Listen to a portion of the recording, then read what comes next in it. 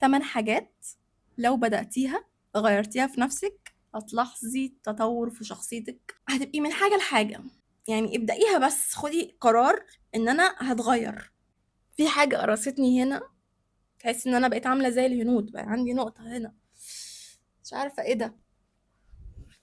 اوقات بحس ان انا عندي ADHD، يعني اللي هو بكون بتكلم في موضوع فيجي في دماغي حاجة تانية. عادي، ده مش لازم ADHD، ده ممكن بس من الافكار الكتيرة اللي عندي اللي انا عايزة اتكلم فيها. فاهمين انتوا حاجة؟ خلينا نخش في الموضوع. جهزي المشروب بتاعك، انا خلصته وعايزة اقوم اعمل واحد تاني. اول حاجة، اتعلمي تحطي حدود وما تستنفذيش طاقتك مع حد، مع صحابك، مع اهلك، مع الشخص اللي انتي مرتبطة بيه. ما تتنازليش عن طاقتك بسهولة لأي حد. لو انتي مستنزفة ما تجيش على نفسك علشان تبقي في حياة حد او بتسمعي حد او تخرجي مع حد وانتي مستنزفة نفسيا. فأول حاجة عايزاكي تعمليها، احفظي طاقتك. احفظي طاقتك الأول. ولو مش قادرة تدي، ما تديش غصب عنك علشان تبقي الجدعة اللي بتعمل اللي عليها واللي ما بتسيبش حد لوحده. وده ينطبق على اي حد في حياتك، وده ما اسموش انانيه وما اسمهوش عدم جدعنه، ده اسمه احترام للذات واحترام لطاقتنا كبني ادمين. لو انا استنفذت طاقتي على الناس مش هيكون عندي طاقه اديها لنفسي، مش هعرف اشتغل على نفسي، مش هعرف اتقدم خطوه في حياتي. جربي بس كده ان انتي تحترمي طاقتك. انا مش قادره اسمع، انا مش قادره اخرج، احترمي الحاجه دي. مش قادره، احترمي كلمه مش قادره. ما تتماديش فيها عشان ما تتحولش لاكتئاب، ولكن احترميها. في اوقات بنبقى، انا لو قعدت مع نفسي سمعت موفي او قريت كتاب هيبقى احسن لي. لو انا خرجت اعملي الحاجه دي وما تخرجيش. لو انا ما ردتش على المكالمه دي نفسيا هتبقى احسن، ما ترديش على المكالمه دي. انا مش قادره اسهر معاه النهارده بالليل ونتكلم، ما تسهريش معاه. احترمي حدودك. انا عندي مذاكره بس انا عايزه اقعد مع اهلي عشان ما يزعلوش، لا ذاكري. كل ده حفاظا لطاقتك وحفاظا لوقتك. اول حاجه دي اشتغلي عليها. تاني حاجة، ما تقبليش أي إهانة بحجة الهزار وبحجة إن أنا وإنتي واخدين على بعض. في حاجات ما بتقبلهاش ما تعدهاش وتقولي أصل هي شخصيتها كده وما تقصدش، أصل هو شخصيته كده وهو متعصب. خلاص أنا هتعامل عادي وكأني ما حصلش حاجة. ما تتعامليش عادي وإنتي زعلانة، ده ما اسموش ضبط انفعال. ده اسمه إن إنتي بتهيني نفسك علشان تعجبي الشخص الآخر. people pleasure، يعني إرضاء الآخرين. انت ممكن تتنازلي عن حاجة مضايقاكي ومعصباكي عشان بس الشخص التاني عادي بالنسبة له. مش اللي لو أنا قبلت كلمة مش لازم انت تقبليها عشان تبقى انت زيي وتبقى انت كويسة ومتفهمة. عادي ان انت في حاجات ما تقبلهاش، واللي ما تقبلهوش قولي ان انا ما بقبلهوش وبيزعلني. ما تغيريش نفسك علشان تبقي شبه ناس تانية، او علشان ما يقولوش عليكي دي معقده وبتقف على الواحده. عادي، ما اللي يقول يقول. اهم حاجه راحتك انت واحترامك لذاتك. تالت حاجه، كل الحاجات اللي انت مأجلاها عشان تستثمريها في نفسك بطلي تأجيل. التأجيل بيضيع عمرك وبيضيع الفرص اللي ممكن تخلقيها وتبقى اصعب بعدين. يعني لو في فرصه ان انت تستثمري في نفسك ما تقوليش بعدين لا مش دلوقتي، اصلي في حاجه تانية، اصلي ما... لا اصلي لسه عادي الحياه قدامي. لا، الحياه بتجري، وكل حاجه انت مأجلاها ممكن بعد فترة تبقى صعب عليكي ان انت تعمليها. اي حاجة ان شاء الله بسيطة. ان شاء الله لو انت عايزة تغيري ستايل لبسك، تغيري مش عارفة لون شعرك وشغالة تأجلي، عايزة تنزلي تاخدي كورس معين، عايزة تسيبي حد مؤذي وشغالة تأجلي ان انت تسيبيه. الوقت اللي انت بتستنفذيه في عدم فعل الشيء هيأذيكي اكتر. ما تأجليش. عارفين ان هو جملة لا تؤجل العمل اليوم الى الغد. ما تأجليش النهاردة لبكرة. كل حاجة قومي اعمليها واحترمي الشيء اللي انت عايزاه، علشان الشيء لو احترمتيه هيحصل لك. لو انت ما احترمتيش الحاجه اللي انت عايزاها مش هتتحقق. الحاجات اللي نفسنا فيها ما بتتحققش غير بالفعل. اي حاجه ان شاء الله حاجه صغيره، ان شاء الله ان انت نفسك تبقي مكتفيه بنفسك وتنزلي تتمشي مع نفسك وتقولي بكره انا هبقى مكتفيه بنفسي، بكره انا هكون مش متعلقه، بكره انا هكون مستغنيه. طب فين حضرتك الخطوات؟ ما هو بكره ده مش هيجي طول ما انت مأجلاه. رابع حاجه، اخلقي قناعاتك ومبادئك بنفسك. ما تكونيش مستمعة لشخص واحد وتخلقي قناعة منه، سواء أهل، صحاب، شريك حياة. لا، اخلقي انت قناعاتك، دوري انت على المعلومة، انت ابني الرأي الشخصي ليكي. ما تكونيش مستسلمة لآراء الناس اللي حواليا. يعني انا مثلا ما بفهمش في الكورة، فاوكي انا بقولك مثال بسيط. فبدل ما انا مش فاهمة فيها، بدل ما اخش اعمل سيرش واخش على جوجل وعلى يوتيوب واخش افهم، الو الو ايوه يا حبيبي فهمني في الكوره، فخلاص قال لي المعلومه شكرا خلاص انا عرفتها. افرض هو قال معلومه غلط، طب انت فين قناعاتك؟ افرض هو قال لك المعلومه من وجهه نظره. دي حاجه بسيطه، اي حاجه انت محتاجه تعرفي فيها معلومه انت دوري عليها بنفسك، ما تسلميش عقلك لحد. حتى لو لبابا وماما، اسمعيهم، يا بابا يا ماما في حاجه معينه انا عايزه افهمها، يا جوزي يا خطيبي. بس لأ، أنتِ بتسمعي الشيء من وجهة نظر الشخص. طب أنا إزاي أكوّن وجهة نظري وقناعاتي لمّا أنا أدوّر على كل الآراء، والحاجة اللي منطقيًا عقلي يقابلها يبقى هو دي قناعاتي وهي دي مبادئي. القناعة ما بتتكوّنش من رأي شخص واحد، القناعة من عدة آراء، وأنتِ الرأي اللي شايفاه نفسيًا فاهماه أو صح ليكِ whatever المعلومة هي دي قناعاتِك. ابدأي من دلوقتي إن أنتِ تعملي قناعات ومبادئ لنفسِك، وما تسلّميش مُخِّك لحد واحد بس، لأ، ولا تسلّمي مُخِّك لحد، أنتِ كوّني أنتِ أفكارِك بنفسِك، ادّي فرصة لعقلِك إن هو يفكّر، إن هو يخلق فكرة، إن هو يكوّن رأي عن حاجة، مش كل حاجة استسهال، أيوه هو ده معناه إيه؟ طب خلاص تمام، دوّري أنتِ على المعلومة بنفسِك. 5 أي استثمار في شكلِك، في جسمِك، ابدئيه. العُمر زي الساعة، طول ما بتتأخّري، طول ما هتلاقي نتيجة مش حلوة.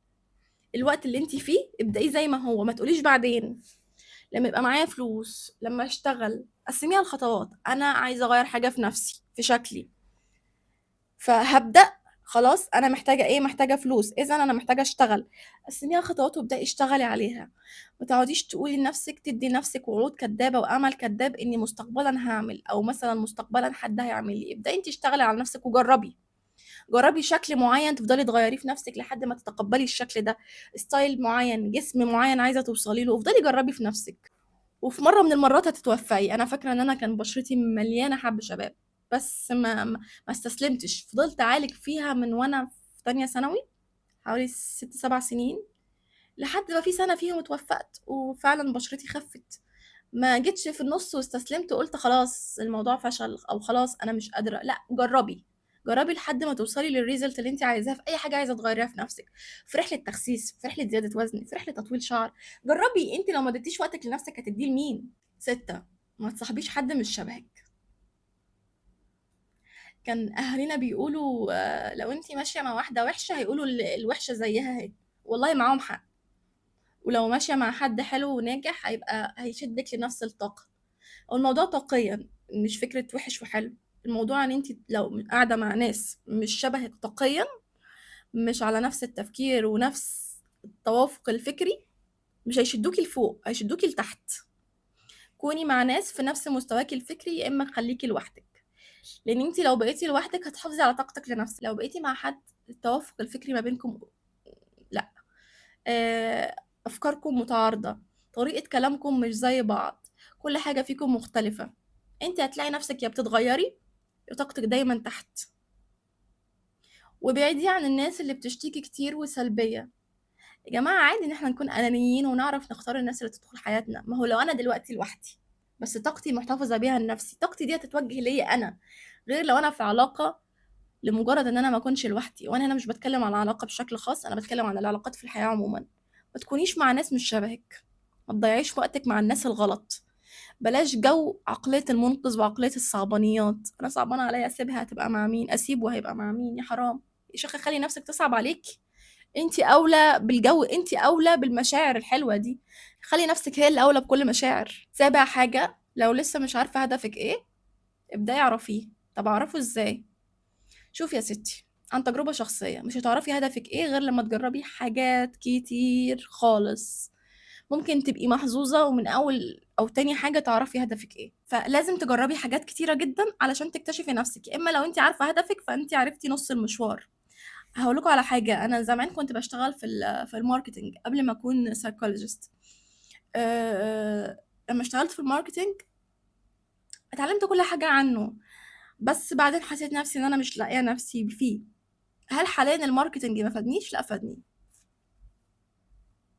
فاهمة أنا عايزة أقول لِك إيه؟ أنتِ ممكن تشتغلي في حاجات مش شبهِك، بس خلّيكِ متأكدة إن هي هتفيدِك، هتفيدِك لمّا توصلي لهدفِك الحقيقي. على فكرة أنا باحترم إن ممكن يكون حد ما عندوش هدف حقيقي، ما عندوش هدف أصلًا، في ناس كتيرة كده. طيب في فرق ما بين إن أنا ما عنديش هدف بس عندي حاجة باحب أعملها، مش لازم يكون عندِك هدف ويبقى عندِك career وbusiness وتكون دماغِك دايمًا دماغ عملية، في ناس بتحب تعيش في اللاشيء، ومش عيب على فكرة اللاشيء، بس وأنتِ عايشة في اللاشيء اخلقي هوايات بتحبيها تشغلِك، واعتبريها هدف صغير. إيه الهوايات؟ إن أنا أكون رياضية، إن أنا أكون ماشية على نظام diet، إن أنا أكون عندي أي هواية يدوية، أي حاجة handmade، إن أنا أكون باتعلم لغة. أهو كل دي مش أهداف عملية، مش بناء كارير، ولكن دي بتبني شخصيتِك وبتخلّيكِ ما عندكيش فراغ. نِفْسي أنا مهووسة باللغة المعيّنة، أنا عندي يكون ثقافة معيّنة، عايزة يبقى عندي ثقافة معيّنة، تفكير معيّن، باحب أقرأ في التاريخ والأديان وما أعرفش إيه، ما دي هوايات. أنتِ لمّا تطوّري من هواياتِك وتنشغلي بالهوايات دي، دي هتطوّر في شخصيتِك، أهي ما لهاش علاقة خالص بالأهداف، بل بالعكس أنتِ ممكن لمّا تقعدي تطوّري وتنشغلي بهواياتِك، تلاقي عندِك كده هدف ظهر لِك مرّة واحدة، عشان أنتِ مطوّرة من هوايات. يعني أنا قبل ما أكون psychologist كنت أصلًا هوايتي إن أنا أحب أحضر أوي محاضرات علم نفس وbody language. أنا فاكرة أول محاضرة حضرتها كانت الbody language، باحب أوي كتب علم النفس كده من وأنا صغيرة يعني، بس ما قُلتش أنا عايزة أكون psychologist. أصلًا أنا كان مجالي حاجة تانية، أنا غيّرت مجالي من من حسابات إن أنا أكون psychologist. فالموضوع فاهمين هواية، فالهواية خلّتني أكتشف شغفي، خلّتني أكتشف الطريق اللي أنا عايزة أمشي فيه، فده اللي أنا عايزاكِ توصلي له. خلّي عندِك هوايات، اخلقي هوايات، لو من دلوقتي ما عندكيش هواية اخلقي هواية، والهواية طب لو يا نرمين أنا ما عنديش برضه هواية، أجرّب أرسم، أجرّب ألوّن، أجرّب أروح ما أعرفش، أجرّب أي حاجة، أجرّب أروح أعمل رياضة، جرّبي. ده من حاجة ودي شايفاها من أهم حاجة لازم تعمليها، حاجتين في بعض، فُكي أي تروما من الطفولة، التعلق، وإن أنا أشتغل على حُب الذات والاستحقاق. اسمعي فيديوز كتيرة أوي عن الموضوع ده، لو محتاجة إن أنتِ تروحي لtherapist روحي. الحاجتين دول لو اشتغلتِ عليهم من دلوقتي، العلاقات اللي هتدخل في حياتِك هتبقى أنضف، علاقتِك مع نفسِك هتبقى أحسن، التروما اللي عاملة لِك تعطيل في حياتِك هتتغيّر. تشافي، ابدئي رحلة التشافي من دلوقتي، ما تقوليش أنا أوكي وكويسة وباضحك ومبسوطة وواثقة في نفسي. دوّري في الماضي، شوفي إيه الحاجة اللي ناقصاكِ، شوفي إيه الحاجة اللي بتخافي منها، شوفي إيه مشاكلِك في العلاقات، إيه أكتر العلاقات اللي بتجذبيها، إيه الحاجات اللي بتفشلي فيها. دوّري كده مع نفسِك، انشغلي بده، استرجعي الذكريات، استرجعي فشل علاقاتِك، خُدي رحلة مع ذاتِك، بقراءة الكتب زي ما قُلت لِك، بالفيديوز، بأي حاجة، المهم إن أنتِ تبدئي، وخلّي الورقة والقلم صحابِك، اكتبي كل حاجة نِفْسِك تغيّريها في نفسِك أو شايفاها مش موجودة فيكِ ونِفْسِك تشتغلي عليها اكتبيها. الفيديو طوِل، معلش الفيديو طوِل، بس كان في حاجات كتيرة أوي كنت عايزة أوضّحها لكم.